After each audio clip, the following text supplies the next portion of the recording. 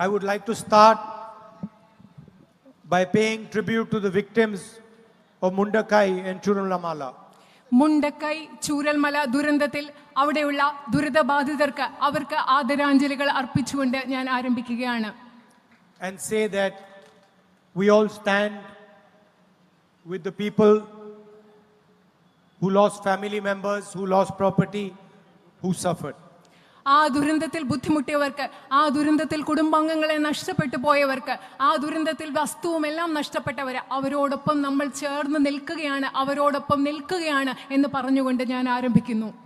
While I was coming here in the car, we were discussing what the UDF and Congress party should do for the people who suffered as a result of the tragedy. ഇവിടെ ഉണ്ടായ ഈ ദുരന്തത്തിന്റെ ഫലമായി വളരെയധികം ബുദ്ധിമുട്ട് അനുഭവിച്ച ആളുകൾക്ക് വേണ്ടി ഐക്യജനാധിപത്യ മുന്നണിയും കോൺഗ്രസും എന്താണ് ചെയ്യേണ്ടതെന്ന് ഇങ്ങോട്ട് വരുമ്പോൾ വണ്ടിയിലിരുന്ന് ഞങ്ങൾ ചർച്ച ചെയ്തുകൊണ്ടിരിക്കുകയായിരുന്നു. And unfortunately, we are not in government, so we cannot do what a government can do. ദൗർഭാഗ്യകരമെന്ന് പറയട്ടെ, നമ്മളിപ്പോൾ ഗവൺമെന്റിലില്ല, അധികാരത്തിലില്ലാത്തത് കൊണ്ട് ഒരു ഗവൺമെന്റിന് എന്താണോ ചെയ്യാൻ പറ്റുന്നത് അത് നമുക്കിപ്പോൾ ചെയ്യാൻ സാധിക്കില്ല. So I was telling my sister and Mr. Venugopal that every member of the Congress party, every member of the UDF should put full pressure on the government of Kerala to help the victims of the tragedy. അതുകൊണ്ട് ഞാൻ എൻ്റെ സഹോദരിയോടും ശ്രീ വേണുഗോപാലിനോട് പറയുകയായിരുന്നു, കോൺഗ്രസ് പാർട്ടിയുടെ ഓരോ വ്യക്തിയും ഐക്യജനാധിപത്യ മുന്നണിയുടെ ഓരോ പ്രവർത്തകരും അവിടുത്തെ ദുരിതബാധിതരായ ആളുകളെ സഹായിക്കാൻ ഈ ഗവൺമെന്റിനോട് സമ്മർദ്ദം ചെലുത്തണം എന്ന് ഞാൻ പറയുകയായിരുന്നു. And we also remember the spirit of the people who were victims of the tragedy. ആ ദുരന്തത്തിൽ ഇരകളാക്കപ്പെട്ട മനുഷ്യരുടെ അവരുടെ ഒരു ചൈതന്യം, അവരുടെ ശക്തി, അതും നമ്മളിപ്പോൾ ഓർമ്മിക്കുകയാണ്. We saw with our own eyes the shopkeepers who opened their shops for victims and allowed them to take whatever they needed.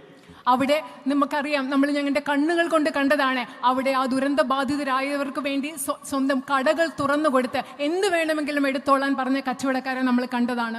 We saw how the people of Kerala supported the people of Wayanad.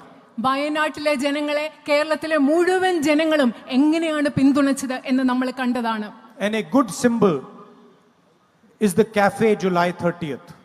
Cafe July 30th എന്ന് പറയുന്നതാണ് അങ്ങനെ സഹായിച്ചതിന്റെ ഒരു വലിയ പ്രതീകം എന്ന് പറയുന്നത്. Nofal from Mepadi, who lost 11 members of his family on July 30th. Few days back he opened a cafe called July 30th to honor his wife's dream of opening a cafe. കുടുംബാംഗങ്ങളായ 11 പേരെ നഷ്ടപ്പെട്ട നൗഫൽ എന്ന് പറയുന്ന ആള് ആ ദിവസത്തിന്റെ ഓർമ്മയ്ക്ക്, July 30ന്റെ ഓർമ്മയ്ക്ക് July 30 എന്ന് പറയുന്ന ഒരു കഫേ അവിടെ ആരംഭിച്ചു, പ്രത്യേകിച്ചും തന്റെ ഭാര്യയുടെ ജീവിത പങ്കാളിയുടെ ഓർമ്മയ്ക്കായി. And next time I'm in the vicinity, I will go to his cafe to give him my support. ഇനി ഞാൻ ആ കഫേയുടെ അടുത്തെത്തുന്ന അടുത്ത സമയം ഞാൻ അവിടെ പോയി അദ്ദേഹത്തിന് പിന്തുണ കൊടുക്കാൻ വേണ്ടി ഞാൻ ആ നൗഫലിന്റെ കഫേയിൽ പോകും. And I recommend all others, when they pass by, they should also go and have coffee there. ഇവിടെയുള്ള എല്ലാവരോടും ഞാൻ നിങ്ങൾക്കൊരു ശുപാർശ നൽകുകയാണ്, നിങ്ങളൊക്കെ അതുവഴി പോകുമ്പോൾ അവിടെ പോയി ആ നൗഫലിന്റെ കഫേയിൽ പോയി കോഫി കുടിക്കണം എന്ന് ഞാൻ നിങ്ങളോടും പറയുകയാണ്. It will not be a big thing for you.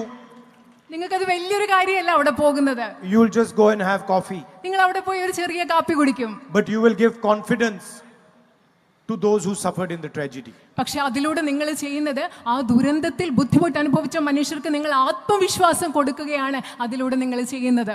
People of Wayanad have the habit of giving confidence to people.